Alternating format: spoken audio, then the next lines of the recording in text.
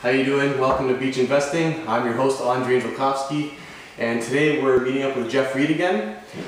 He's been contracting for about 21 years, so he's got quite a bit of experience.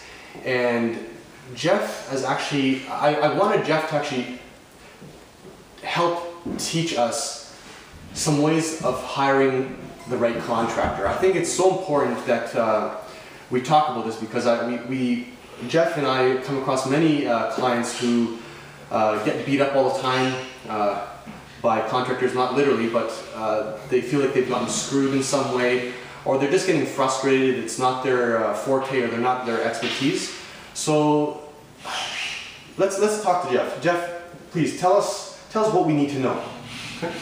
I think that it's important when you're investing, particularly in the beaches or in this area in East York, that you recognize what you're good at and stick to what you're good at. If you have a full-time job, then it may be important for you to hire a general contractor. If you want to tackle this full-time and you want to wear the hat of a general contractor, then that's fine. Just recognize what your strengths are and then play to those strengths.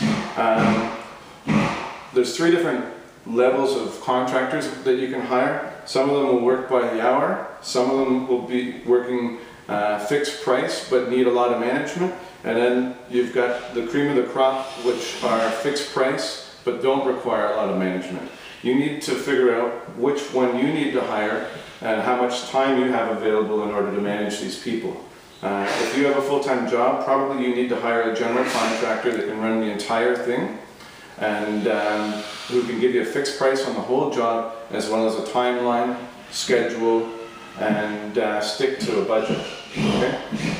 A lot of people that I've come across don't stick to a budget because they don't have a clear idea of the scope. So in order to do that, when you're hiring a general contractor, the first person that he's going to bring to the table, or you could bring to the table, is the architect. The architect is the guy that does the drawings and determines the scope of work. When you sit down with an architect, he'll give you, first of all, the existing drawings for the existing house, and then he'll give you some ideas on design. And once you've established the design with the architect and the permit process has started, that's when the general contractor comes into play. And when you're working with the general contractor, he's the guy that'll give you your fixed pricing and try and stick to the budget if he has a clear idea of the scope. The reason that I have this stuff out on the table is I think that it's important for, if you're building a house, to be in touch with the colors, and if you're not involved with every single process in the job, it gives you more time to do the things like determine the finishes that are important and that you like. In this house, you can see this is a color swatch that I picked out. We've got solid cherry for the island cabinetry. We've got a CC40, which is a Benjamin Moore color for the cabinets in the back. This is a flooring, and here's the trim color.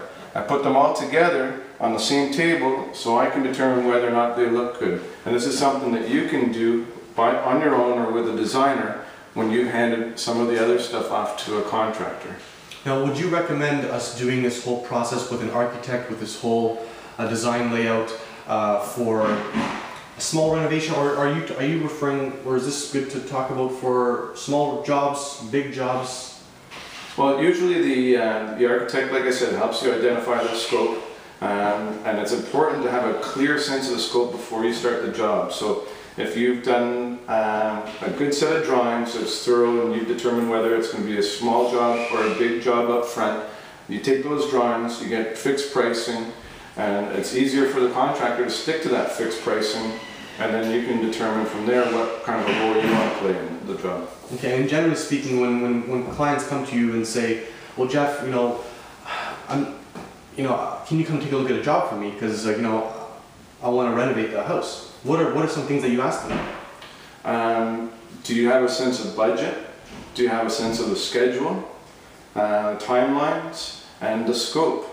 The scope is important. A lot of people that come up to me, they want help with flips or buy and holds or renovations. They don't have a clear sense of the budget, and they don't have a clear sense of the schedule or the scope. Those three things are necessary before you can hire a contractor and stick them to the price. Thank you.